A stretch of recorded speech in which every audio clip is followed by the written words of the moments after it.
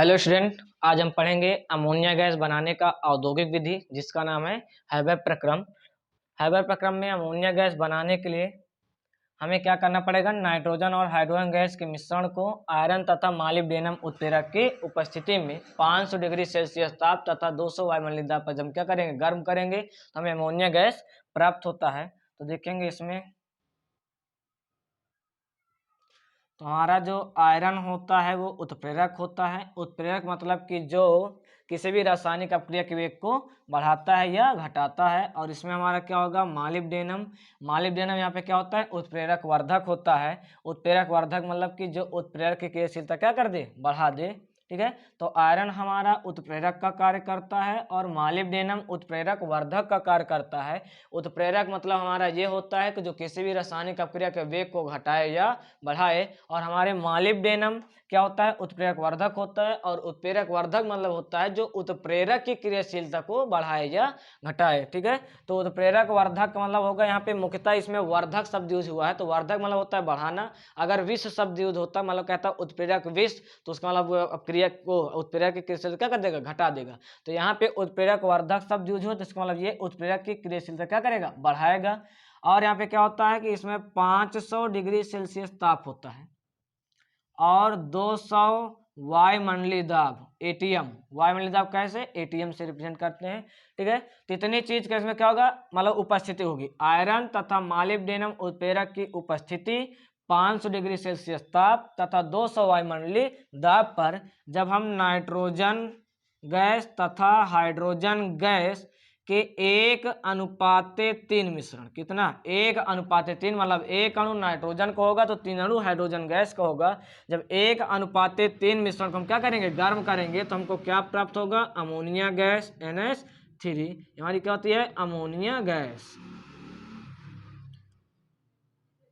Ammonia gas. तो कहने का मतलब ये है कि जब आयरन तथा मॉलिब्डेनम उत्प्रेरक की उपस्थिति में 500 डिग्री सेल्सियस ताप तथा 200 वायुमंडलीय दाब पर नाइट्रोजन तथा हाइड्रोजन गैस के 1:3 मिश्रण को हम क्या करते हैं? गर्म करते हैं तो अमोनिया गैस प्राप्त होती है। और इसी विधि को हम क्या कहते हैं? हैबर प्रक्रम, जो क्लास 12 के लिए काफी इंपॉर्टेंट क्वेश्चन होता है 5 नंबर के लिए। तो लिखेंगे इस विधि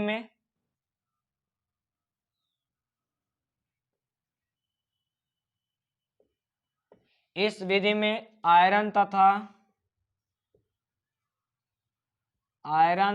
मॉलिब्डेनम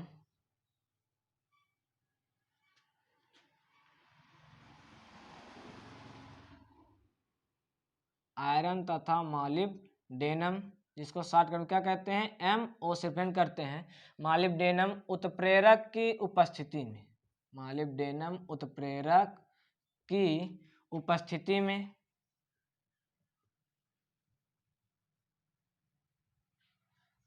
ठीक है, तो इस विधि में आयरन तथा मॉलिब्डेनम उत्प्रेरक की उपस्थिति तथा 500 डिग्री सेल्सियस ताप एवं 200 वायुमंडलीय दाब, ATM 200 वायुमंडलीय दाब पर नाइट्रोजन गैस तथा हाइड्रोजन गैस, प्रतीक द्वारा लिख दे रहा हूं, हाइड्रोजन गैस को H2 से, नाइट्रोजन गैस तथा हाइड्रोजन गैस के 1:3 मिश्रण को गर्म करते हैं। क्या करते हैं? गर्म करते हैं तो अमोनिया गैस प्राप्त होती है। तो अमोनिया गैस प्राप्त होती है। ठीक है, तो आयरन तथा मॉलिब्डेनम, ये इस विधि में क्या करेंगे? आयरन तथा मॉलिब्डेनम उत्प्रेरक की उपस्थिति में 500 डिग्री सेल्सियस ताप तथा 200 वायुमंडलीय दाब पर जब हम नाइट्रोजन गैस तथा हाइड्रोजन गैस के 1:3 मिश्रण को गर्म करते हैं तो अमोनिया गैस प्राप्त होती है। अब इसके चित्र को समझ सकते हैं। ठीक है, यह बनाए बात एक ही है। ठीक है, तो चित्र बनाना है जो कि बोर्ड एग्जाम के लिए भी चित्र क्या होता है? आवश्यक होता है इसको बनाना। ये क्वेश्चन आ जाए हैबर प्रक्रम द्वारा अमोनिया का निर्माण। तो सर्वप्रथम इस चित्र बनाने की हम क्या आवश्यकता पड़ती है? संचारी पंप की। किसकी आवश्यकता पड़ती है? संचारी पंप। इसे क्या बोलते हैं? संचारी पंप।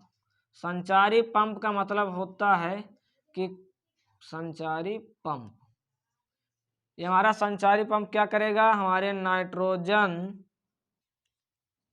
तथा हाइड्रोजन गैस के एक अनुपात 3 मिश्रण को ले जाएगा। कहाँ पे ले जाएगा? शुद्ध कक्ष में। सबसे पहले कहाँ ले जाएगा? शुद्ध कक्ष में। ठीक, तो संचारी पंप का हमारा कार्य होता है नाइट्रोजन तथा हाइड्रोजन गैस के एक अनुपात 3 मिश्रण को कहाँ पे ले जाना? शुद्ध कक्ष में। इसका नाम क्या होता है? शुद्ध कक्ष। ये शुद्ध कक्ष क्या करेगा कि नाइट्रोजन तथा हाइड्रोजन गैस में जो थोड़ी बहुत अशुद्धियां उपस्थित होती है, इनको क्या करके दूर करके कहाँ पे भेजेगा? उत्प्रेरक कक्ष में। कहाँ भेजेगा? उत्प्रेरक कक्ष में। तो ये हमारा हो गया क्या? उत्प्रेरक कक्ष। उत्प्रेरक कक्ष में क्या होता है कि हमारा आयरन तथा मॉलिब्डेनम, ये दोनों उत्प्रेरक, जिसमें आयरन हमारा उत्प्रेरक होता है, मॉलिब्डेनम उत्प्रेरक वर्धक होता है। ताप कितना होगा? 500 डिग्री सेल्सियस ताप तथा 200 वायुमंडलीय दाब। ठीक है, तो ये हमारा उत्प्रेरक कक्ष हो गया। उत्प्रेरक कक्ष। इसके बाद उत्प्रेरक कक्ष से हमारा इसमें यहाँ पर क्या हो जाता है कि नाइट्रोजन और हाइड्रोजन गैस का एक अनुपात 3 मिश्रण को संचारी पंप क्या करता है? इनके दोनों को लेकर कहाँ भेजता है? शुद्ध कक्ष में। शुद्ध कक्ष में थोड़ा बहुत जिसमें अशुद्धि होती है उसको क्या करके दूर करके कहाँ भेज दिया जाता है? उत्प्रेरक कक्ष, जहाँ पर 500 डिग्री सेल्सियस ताप तथा 200 वायुमंडलीय दाब पर आयरन तथा मॉलिब्डेनम की उपस्थिति में, आयरन तथा मॉलिब्डेनम की उपस्थिति में लगभग 8 से 10%, 8 से 10% हमारा अमोनिया प्राप्त हो जाता है। अमोनिया यहाँ पे क्या होता है? प्राप्त हो जाता है। ठीक है, और शेष हमारा क्या रहता है? बचा कुचा रहता है हमारा नाइट्रोजन और हाइड्रोजन। तो यहाँ पर 8 से 10% हमारा क्या हो गया? अमोनिया हो गया। इसके साथ में हमारा नाइट्रोजन और हाइड्रोजन जो परिवर्तित नहीं होते हैं, लगभग 8 से 10% ही परिवर्तित हो पाते हैं अमोनिया में, बाकी शेष नाइट्रोजन हाइड्रोजन बच जाते हैं। इनको लेके कहाँ भेजा जाता है? संघनित्र में। कहाँ भेजा जाता है? संघनित्र में। और संघनित्र का कार्य होता है कि गर्म गैसों को, 500 डिग्री सेल्सियस ताप अधिक होता है, जो गर्म गैस है यहाँ पे उनको किस में बदलेगा? द्रव में। तो गर्म गैसों को किस में बदलना है? द्रव में बदलना है।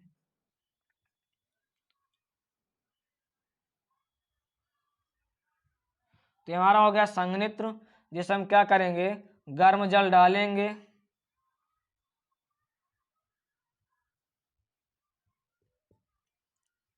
तो जब गर्म जल ठंडा जल डालेंगे, ठंडा जल डालेंगे तो जब ठंडा जल गर्म गैस के संपर्क में आएगी, जो पाइप के माध्यम से होकर जा रही है, तो पानी भी क्या हो जाएगा? हमारा गर्म हो जाएगा। तो इधर से गर्म पानी हमारा बाहर निकलेगा। ठीक है, तो संघनित्र में क्या होगा? जब भी देखो, जब भी हमारे ये गर्म गैसें हैं, जब ये ठंडे जल के संपर्क में आएंगे तो द्रव में बदलेंगे, पर अमोनिया का जो संघनन होता है बहुत ही कम होता है, तो अमोनिया हमारा यहाँ पर क्या हो जाएगा? यहाँ पे अमोनिया हमारा द्रव में परिवर्तित हो जाएगा। तो इसे हम अलग से इस तरह से टोंटी के माध्यम से बाहर निकाल लेंगे, जो कि हमारा क्या होता है? द्रव अमोनिया होता है। ठीक है, तो यहाँ पर हमारा क्या होगा? द्रव अमोनिया प्राप्त हो जाएगा। लेकिन हमारे जो नाइट्रोजन और हाइड्रोजन गैस इतनी जल्दी से द्रवित नहीं होते हैं, तो ये शेष गैस बचे रहते हैं, जिनको हम क्या करते हैं कि पुनर्संचारी पंप की सहायता से, किसकी सहायता से? पुनर्संचारी पंप। यहाँ पे जो लगा होता है उसे क्या बोलते हैं? पुनर्संचारी पंप। इसका नाम लिख दें।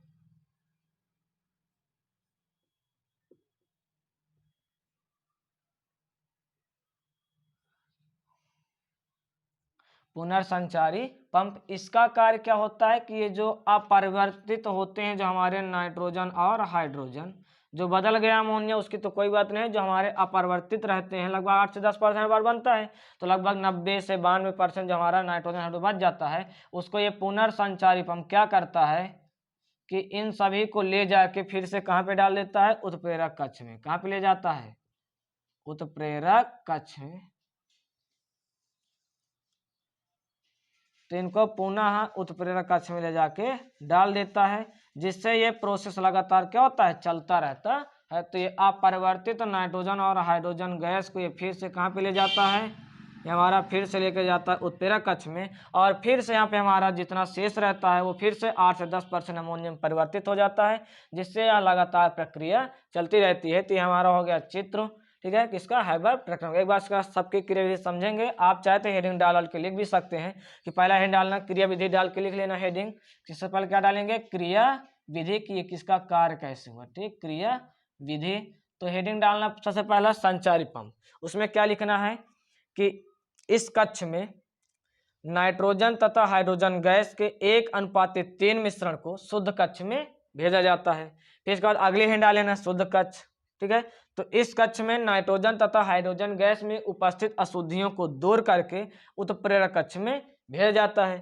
फिर इसके बाद हेडिंग डालना है उत्प्रेरक कक्ष, तो इसमें लिखना है आयरन तथा मॉलिब्डेनम उत्प्रेरक की उपस्थिति में 500 डिग्री सेल्सियस ताप तथा 200 वायुमंडलीय दाब पर नाइट्रोजन तथा हाइड्रोजन गैस के मिश्रण को अमोनिया में परिवर्तित किया जाता है। लिख सकते हैं लगभग 8 से 10% अमोनिया में परिवर्तित किया जाता है तथा उसको संघनित्र में भेजा जाता है। इसका नाम क्या है, संघनित्र। क्या नाम है, संघनित्र में भेजा जाता है, ठीक है। तो फिर संघनित्र अगला हिंट डालेंगे, क्या, संघनित्र। संघनित्र का कार्य क्या होता है कि अमोनिया गर्म गैस, अमोनिया के गैस को ठंडे जल के संपर्क में लाने पर, देखो पाइप के बाहर से आएगा इसका संपर्क, ठीक है, अंदर नहीं होगा। तो जब गर्म गैस, कोई भी गर्म गैस होती है, वो जब ठंडे सतह पर मतलब ठंडे के संपर्क में आता है तो सीधा किस बदल जाता है, द्रव बदल जाता है। तो अमोनिया का जो द्रवणांक होता है वो बहुत ही कम होता है, तो अमोनिया द्रव में परिवर्तित हो जाता है, पर नाइट्रोजन और हाइड्रोजन परिवर्तित नहीं होते हैं। तो जो अपरिवर्तित नाइट्रोजन और हाइड्रोजन होते हैं उनको पुनर्संचारी पंप की सहायता से, एक और पंप लगा होता है जिसका नाम पुनर्संचारी पंप, एक पुनर्संचारी पंप की सहायता से पुनः इनको कहाँ भेजा जाता है, उत्प्रेरक कक्ष में, जिससे यह फिर से नाइट्रोजन और हाइड्रोजन अमोनियम में परिवर्तित होते रहते हैं। और यह प्रक्रिया तब तक चलती रहती है जब तक पूरे नाइट्रोजन और हाइड्रोजन अमोनिया में परिवर्तित नहीं हो जाते। तो एक बार इनका फिर से सुनेंगे इनकी क्रियाविधि। सबसे पहला संचारी पंप। संचारी पंप क्या होता है कि यह नाइट्रोजन तथा हाइड्रोजन के 1:3 मिश्रण को शुद्ध कक्ष में भेजता है। शुद्ध कक्ष में क्या होता है कि यह अमोनिया तथा नाइट्रोजन गैस में, नाइट्रोजन तथा हाइड्रोजन गैस में उपस्थित अशुद्धियों क्या करके दूर करके उत्प्रेरक कक्ष में भेजता है। फिर उत्प्रेरक कक्ष में क्या लिखना कि आयरन तथा मॉलिब्डेनम उत्प्रेरक की उपस्थिति में 500 डिग्री सेल्सियस ताप तथा 200 वायुमंडलीय दाब पर नाइट्रोजन तथा हाइड्रोजन गैस के मिश्रण को अमोनिया में लगभग 8 से 10% परिवर्तित करके संघनित्र में भेजता है। अब संघनित्र का अगला हैंडल लेंगे तो संघनित्र में क्या लिखेंगे कि यह गर्म अमोनिया गैस को द्रव में बदल देता है, ठीक है। तो संघनन का कार्य यही होता है जब कोई गर्म गैस, ठीक, ठंडे के संपर्क में आएगा, द्रव में बदल जाएगा, तो इसका कार्य लिख लेंगे कि यह गर्म अमोनिया गैस को द्रव में परिवर्तित किया जाता है तथा अपरिवर्तित नाइट्रोजन और हाइड्रोजन के मिश्रण को पुनर्संचारी पंप में भेजता है। अब पुनर्संचारी पंप का कार्य क्या होता है कि पुनर्संचारी अपरिवर्तित नाइट्रोजन तथा हाइड्रोजन गैस के मिश्रण को पुनः उत्प्रेरक कक्ष में भेजता है। तो इस प्रकार से इसके चित्र की बात हो गई है। अब हम बात करेंगे इसके भौतिक गुण की। इसका स्क्रीनशॉट ले सकते हैं।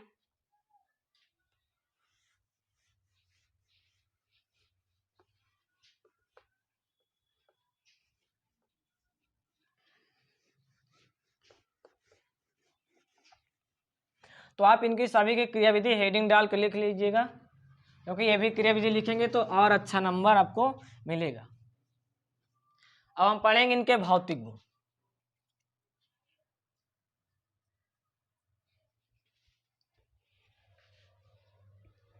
भौतिक गुण, फिजिकल प्रॉपर्टी।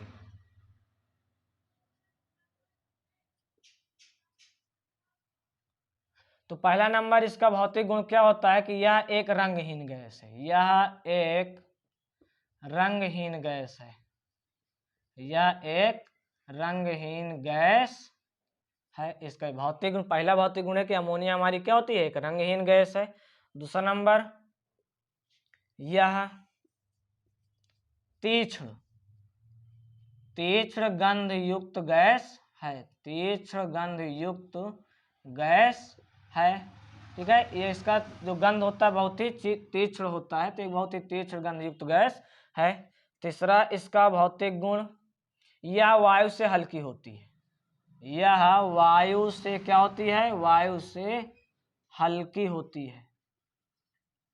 यह वायु से हल्की होती है। ठीक है, तो यह एक रंगहीन गैस है, यह तीक्ष्ण गंध युक्त गैस है। ठीक है, यह वायु से हल्की होती है। चौथा इसका भौतिक गुण, यह जल में विलेय होती है। यह जल में विलेय होती है। और पांचवा इसका है कि यह अज्वलनशील होती है। क्या होती है? यह अज्वलनशील होती है। ठीक, यह अज्वलनशील होती है। ना तो यह जलती है और ना ही जलने में सहायक होती है। तो यह एक लिख सकते हैं, यह एक अज्वलनशील गैस होती है। यह ना तो जलती है, यह ना तो जलती है और ना ही जलने में सहायक होती है। ना ही जलने में सहायक होती है। तो आपको 5 भौतिक गुण, 5 रासायनिक गुण और 5 उपयोग की आवश्यकता होती है किसी भी विधि को लिखने के लिए। जैसे हाइवर प्रक्रम हो गया, डीकन विधि हो गया, ऑस्टवाल, जो भी इंपॉर्टेंट क्वेश्चन है। तो भौतिक गुण हमारा इसका अमोनिया का, यह एक रंगहीन गैस है, यह तीक्ष्ण गंध युक्त गैस है, यह वायु से हल्की होती है, यह जल में विलेय होती है, यह एक अज्वलनशील गैस है और ना तो यह जलती है और ना ही जलने में सहायक होती है। ठीक है, अब हम बात करेंगे इसके रासायनिक गुण। इसका स्क्रीनशॉट ले लीजिए।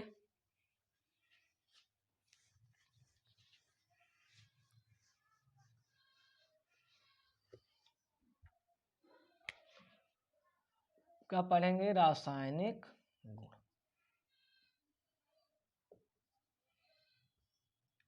Chemical property. तो पहला रासायनिक गुण होगा कि वायु के साथ जलाने पर, वायु के साथ जलाने पर, देखो अमोनिया जो गैस होती है हमारी, या तो ना तो जलती है और ना ही जलने में सहायक होती है। लेकिन यदि हम इसे क्या करें, वायु के साथ जलाते हैं तो यह पीली ज्वाला के साथ जलती है। तो लिखेंगे कि अमोनिया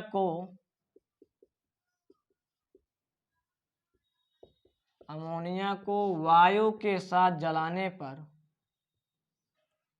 वायु के साथ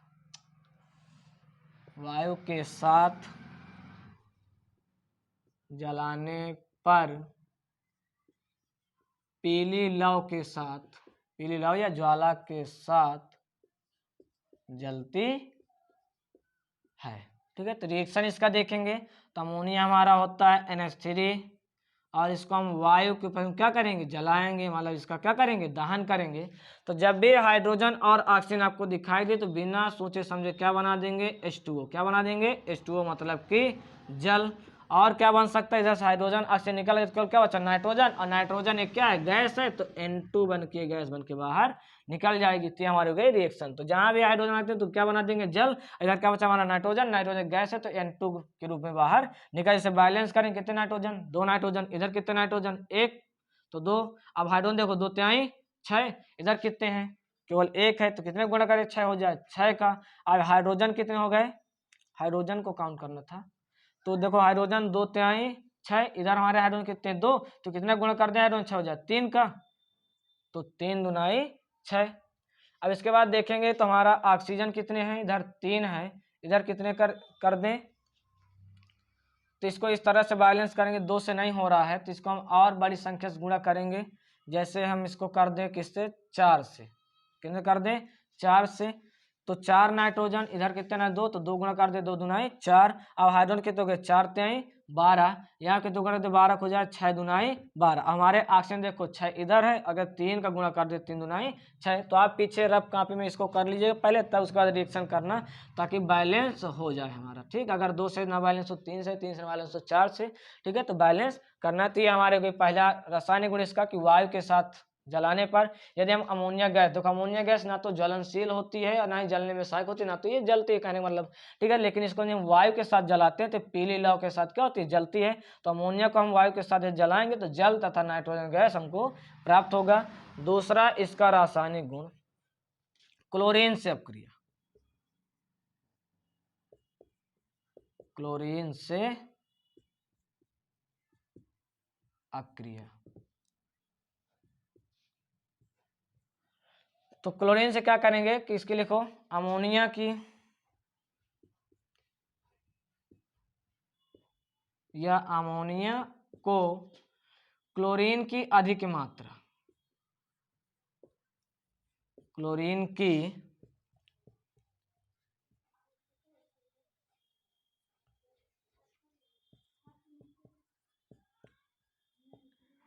अधिक मात्रा से क्रिया कराने पर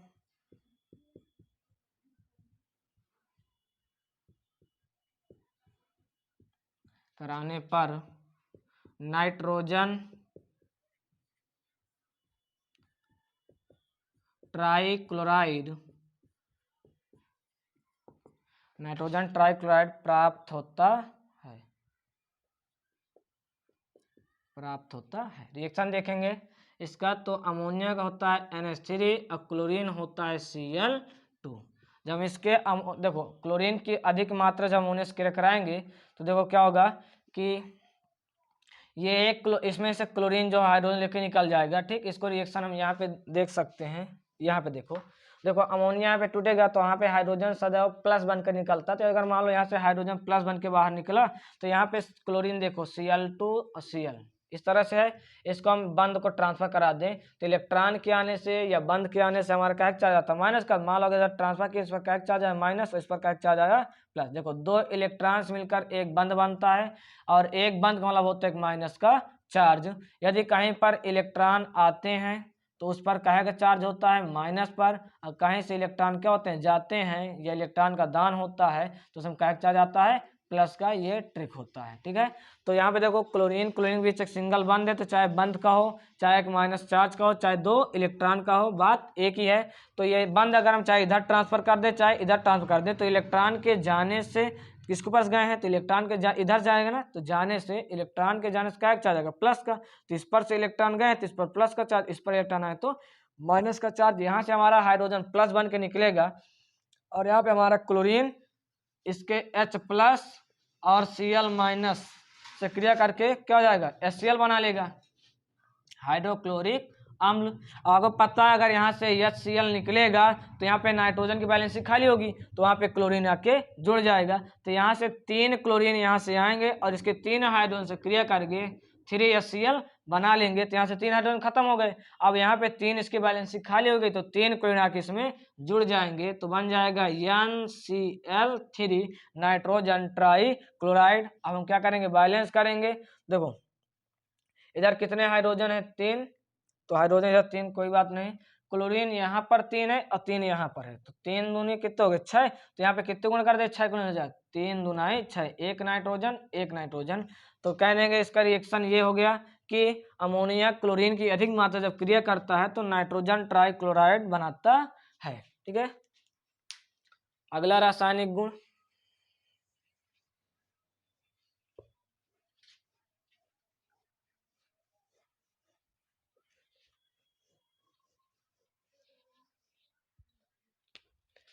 तीसरा नंबर जल से कराएंगे। किससे कराएंगे, जल से, जल से अपक्रिया, ठीक है।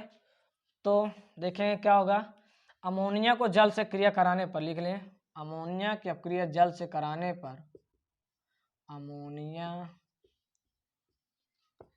की अपक्रिया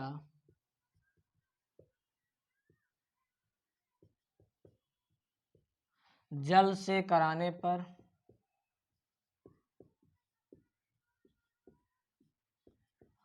अमोनियम हाइड्रोक्साइड प्राप्त होता है, अमोनियम हाइड्रोक्साइड प्राप्त होता है। देखो अमोनिया सूत्र क्या होता है, NH3 ठीक। जल हमारा H2O जब भी किसी रिएक्शन में भाग लेगा तो किस फॉर्म में टूटता है, H+ और OH माइनस में। ठीक, तो ये H+ जाएगा, इससे जुड़ जाएगा, तो देखो NH3 NH3। अब इस पर कुछ चार्ज नहीं है, अगर इसे हम एक H+ दे दें तो कितने हाइड्रोजन होंगे, 4 हाइड्रोजन हो जाएंगे, तो NH4 और इस पर +1। ठीक है, तो +1 -1 लिखे चाहे ना लिखे, तो ये क्या बन गया हमारा अमोनियम। इधर हमारा क्या है, ये हाइड्रोक्साइड, ये आपस में क्रिया करके सेम सेम चार्ज कर जाएंगे, सूत्र बनाना मैंने सिखाया है, तो बन जाएगा अमोनियम हाइड्रोक्साइड NH4OH। ठीक है, तो अमोनिया की अपक्रिया जल से कराने पर अमोनियम हाइड्रोक्साइड प्राप्त होता है। एक नाइट्रोजन 3 2 5 हाइड्रोजन 4 1 5 और एक ऑक्सीजन, एक में बैलेंस है। ठीक है, तो अमोनिया की अपक्रिया जल से कराने पर अमोनियम हाइड्रोक्साइड प्राप्त होता है। इस प्रकार से जल हमारा H+ और OH टूट जाएगा, तो H+ अमोनिया से जुड़ करके क्या बना लेगा, अमोनियम बना लेगा, फिर अमोनियम इसके हाइड्रोक्साइड से करके अमोनियम हाइड्रोक्साइड बना लेगा। अगला रिएक्शन, चौथा नंबर इसका रासायनिक गुण, कार्बन डाइऑक्साइड से क्रिया, कार्बन डाइऑक्साइड से अभिक्रिया।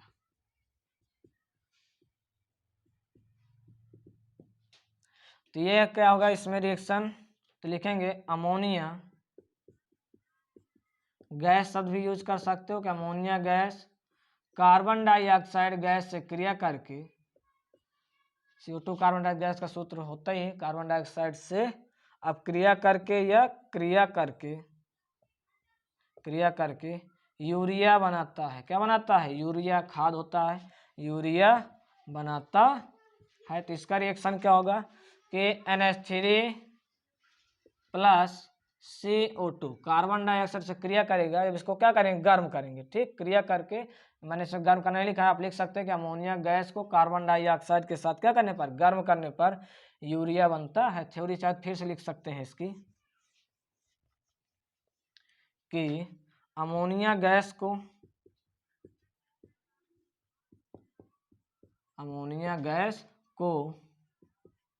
कार्बन डाइऑक्साइड गैस के साथ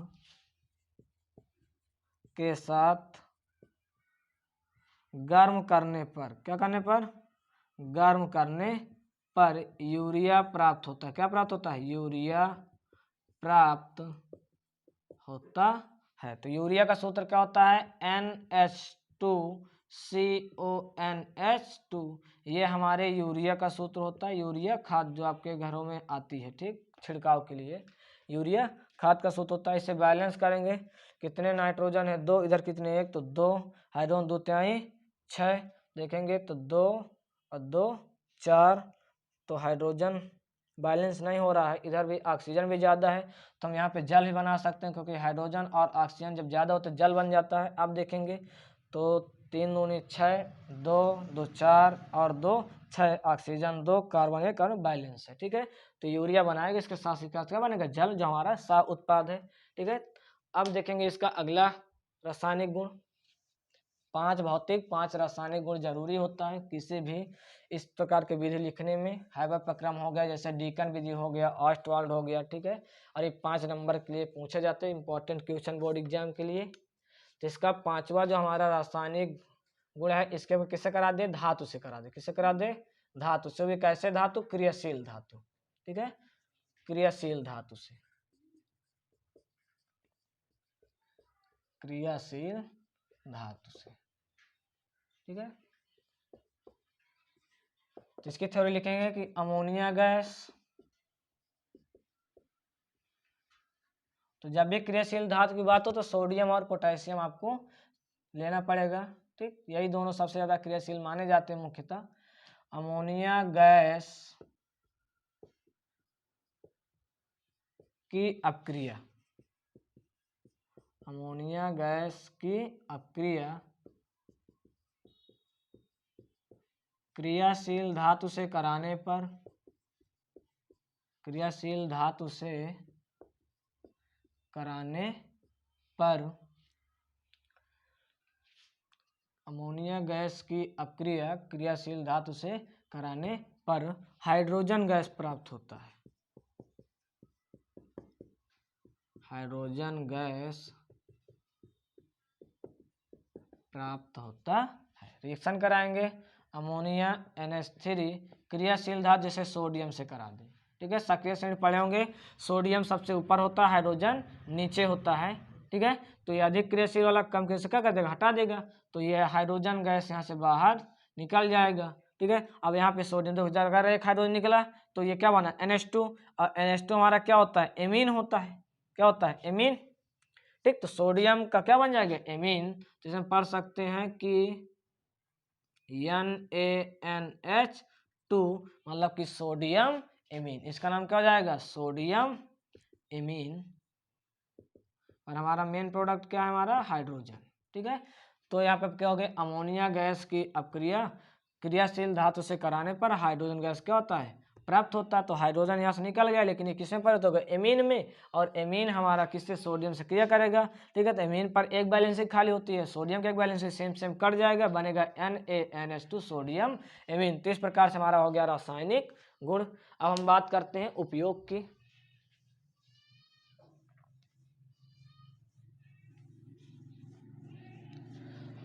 उपयोग है डालेंगे, किसका उपयोग, क्लोरीन और वो अमोनिया गैस का उपयोग।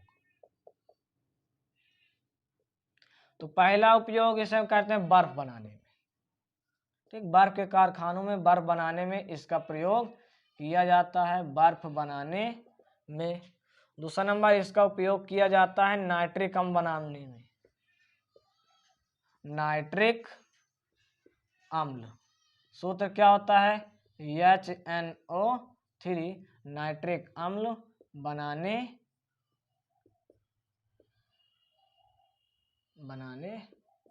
में। ठीक है, तीसरा उपयोग इसका उर्वरक बनाने में, किसमें किया जाता है, उर्वरक मतलब खाद बनाने में। देखो ना, इसके पहले रासायनिक गुण यूरिया बनाया गया था, तो उर्वरक बनाने में इसका प्रयोग किया जाता है।